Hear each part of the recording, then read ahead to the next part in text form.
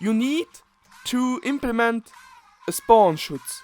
Spawn trapping, spawn trapping dingen. Like, I spawn and I get spawn killed. That's unfair. You spawn and then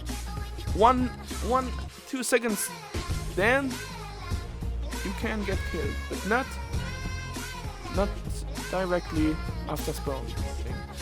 So yeah, Team Vareide, or the coders, please do it like I said, because it's better. You watch my video and then you see I spawn and I get killed. What's that? I need some SCHUTZ. I like SCHUTZ.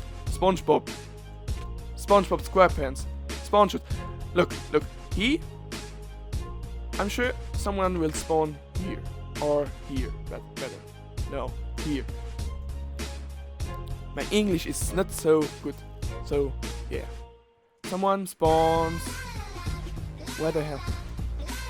Someone spawns. Where does they spawn?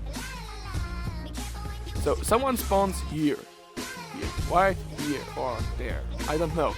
But he spawns and then here comes a guy. So, oh, you're here. Bam, dead. So like this guy. Someone will spawn here. I know it. Look at this. So yeah. That was my video. Now fix it, please. Or I go away. Thank you.